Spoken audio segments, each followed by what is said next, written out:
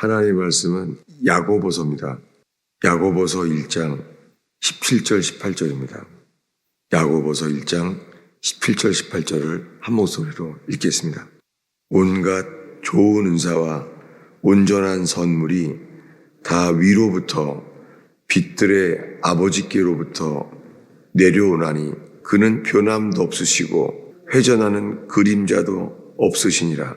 그가 그 피조물 중에 우리로 한 첫 열매가 되게 하시려고 자기의 뜻을 따라 진리의 말씀으로 우리를 낳으셨느니라. 아멘.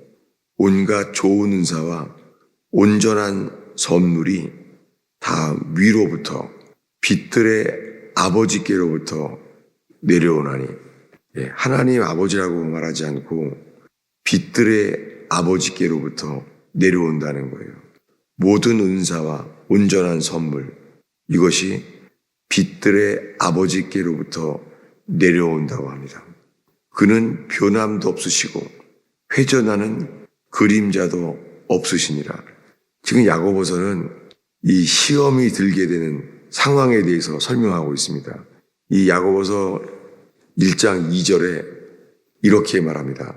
내 형제들아, 너희가 여러 가지 시험을 당하거든 온전히 기쁘게 여기라. 이렇게 말합니다.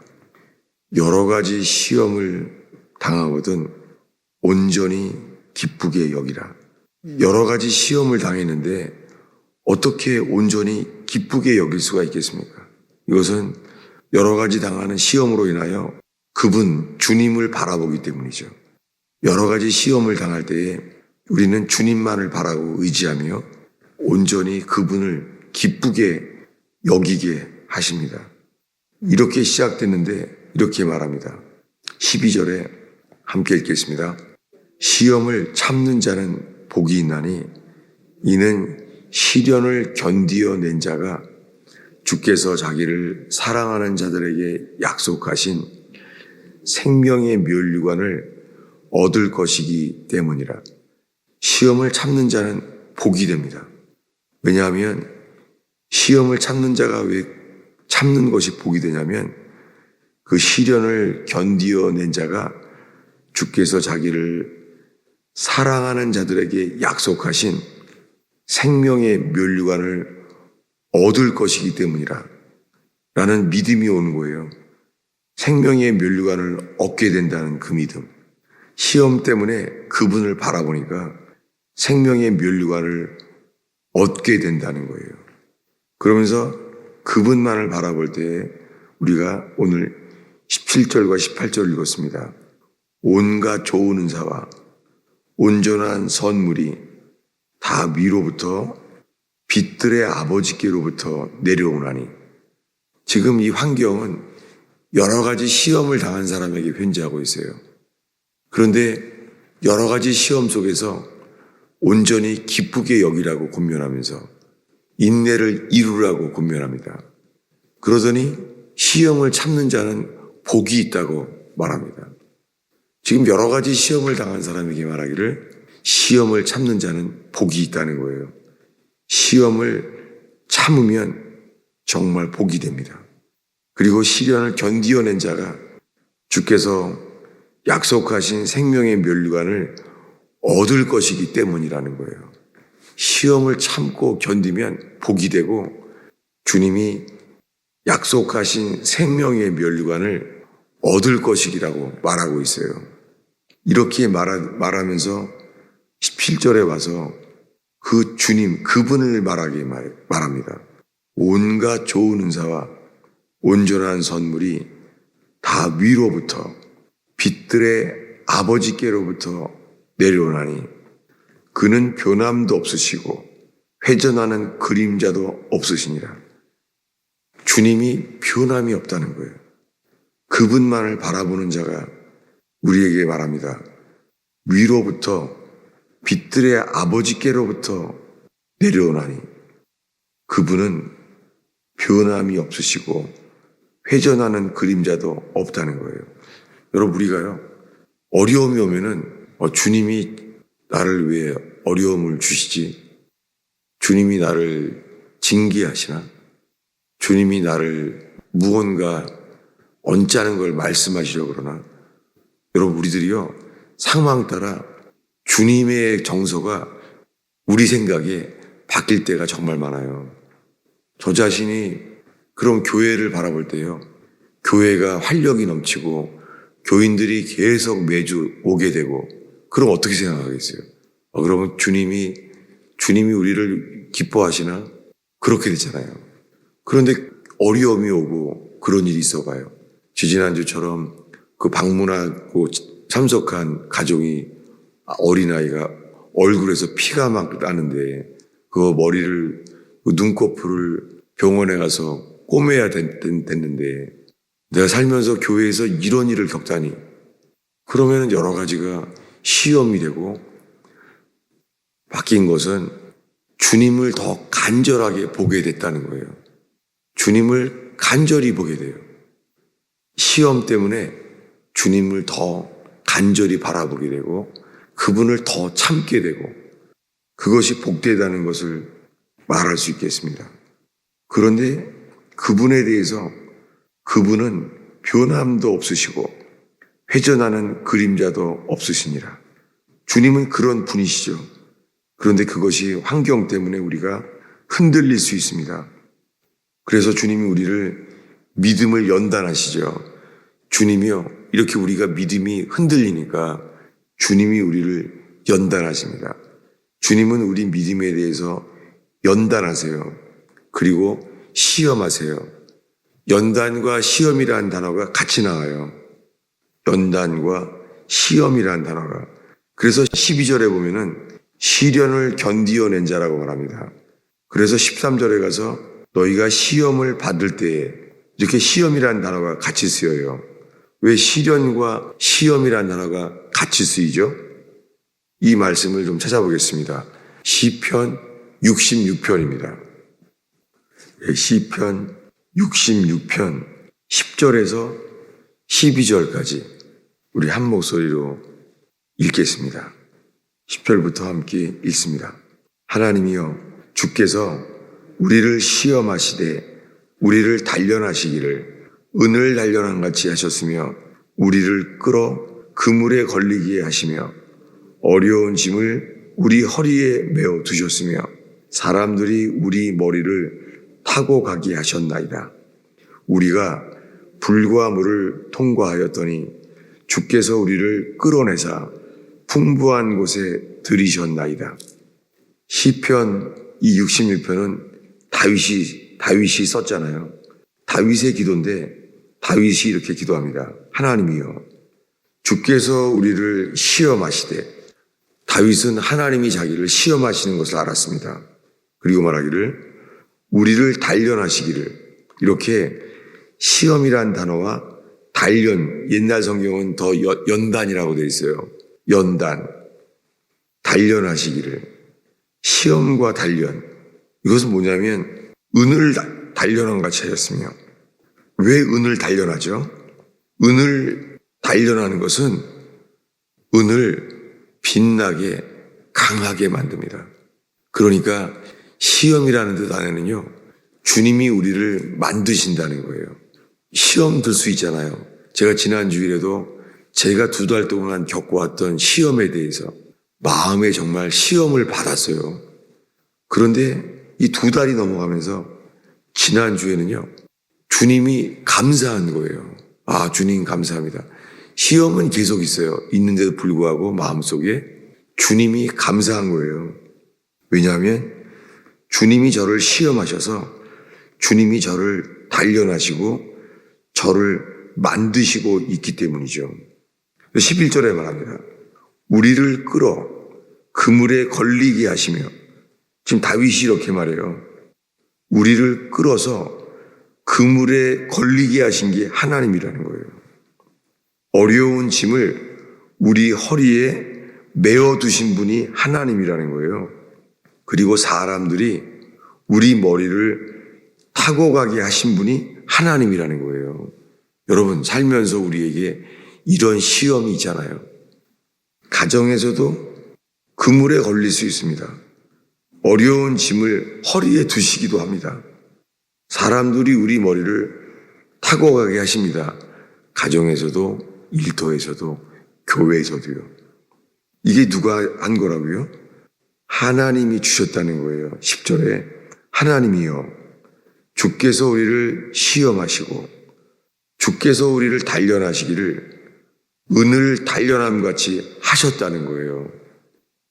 그래서 우리를 끌어 그물에 걸리게 하셨다는 거예요. 근데 그 시험은 이렇게 맞춰요. 12절을 한 목소리로 읽겠습니다. 읽습니다. 사람들이 우리 머리를 타고 가게 하셨나이다. 우리가 불과 물을 통과하였더니 주께서 우리를 끌어내사 풍부한 곳에 들이셨나이다. 여러 가지 시험에 걸렸는데요.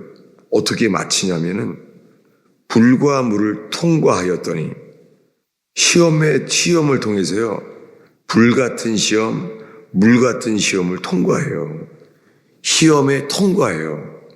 시험을 참고 견디면서 시험에 온전히 기쁘게 여기면서 주님이 인내를 만들어내시고 우리를 물과 물을 통과하게 하세요. 근데 이렇게 마칩니다. 주께서 우리를 끌어내사 풍부한 곳에 들이셨나이다. 우리가 지난 주일날 이 예화로 요셉 이야기를 했어요. 저의 전생에 아브라함, 이삭, 야곱, 요셉 중에요. 요셉에 대한 말씀을 가장 오랫동안 보게 하신 것 같아요. 왜냐하면 요셉은 꿈을 꿨는데 하나님이 주셨잖아요. 근데 하나님이 주신 꿈인데 그에겐 시험이 되었어요. 아니, 하나님이 주신 꿈이 좋은 줄 알았는데 해와 달과 별이 내게 절하는 꿈을 꿨습니다 라고 말했더니 아버지가 꾸짖어요. 그러면 나도 너한테 절한다는 말이냐? 라고 꾸짖어요. 아버지에게 사랑만 받았는데 아버지가 꾸짖는 걸 보니까 형제들은 시기해요. 그래서 그를 죽이고자 결혼합니다. 세상에 이런 시험이 어디 있어요? 꿈을 꿨다가 꿈 때문에 시험에 들었어요. 보통 큰 시험이 아니에요. 형제들이 그를 돈 주고 팔아버렸어요. 인신매매단에. 완전히 성경에서 말하는 인신매매를 당한 거예요. 그래서 쇠사슬에 매였어요. 그리고 종에 이 착고를 매여서 쇠사슬에 매여서 끌려간 거예요. 사랑하는 아들이었다가 색동정어리를 입고 사는 사랑하는 아들이었다가 한순간에요. 노예가 되어버렸어요. 돈 받고 팔린 노예가 된 거예요. 세상에 이런 큰 시험이 어디 있습니까? 그렇게 쇠사슬에 매여서 낯선 애굽까지 끌려갔어요. 애굽에서는 이제 사랑하는 아들의 체험은 전혀 없어요. 그는 그곳에서 노예가 되었습니다. 팔려갔습니다. 노예로. 그래서 보디발의 집에 노예가 됐어요. 노예가 됐는데 그 보디발의 집에서 이제는 보디발의 아내가 거짓말을 시킴으로 말미암아 이번엔 감옥에 갔습니다. 이젠 노예에서 죄수가 됐어요. 이런 시험이 어디 있습니까? 놀랍게요. 꿈을 꾸게 하신 주님의 목적이 이루어집니다. 가장 어려울 때, 언제예요? 가장 어려울 때예요. 이제 억울하게 죄수가 돼서 지금 애굽의 노예로 산 것도 힘든데 이제는 죄수가 된 거예요. 애굽의 죄수가. 그가 언제 나올 수가 있겠습니까? 놀랍게 거기서 요셉은 온전히 주님만을 바라봤겠죠. 왜냐하면 이 감옥에서부터요. 요셉이 바뀌어요. 뭐가 바뀌죠? 요셉이요. 술관원과 떡관원이 꿈을 꾼 거에 대해서 꿈을 해석하게 됩니다. 이제는 꿈을 해석하는 사람으로 바뀌게 됐어요. 그래서 그가 해석한 대로 한 사람은 죽고 한 사람은 살아났어요. 그리고 이제는 왕의 꿈도 알게 하세요. 그래서 왕의 꿈을 알게 하시고 왕의 꿈을 해석하게 됩니다. 이 일로 인하여 놀랍게 상상도 할 수 없는 일, 그가 애굽의 총리가 되었어요. 상상이 돼요. 애굽의 총리가 되었어요. 이게 무엇입니까?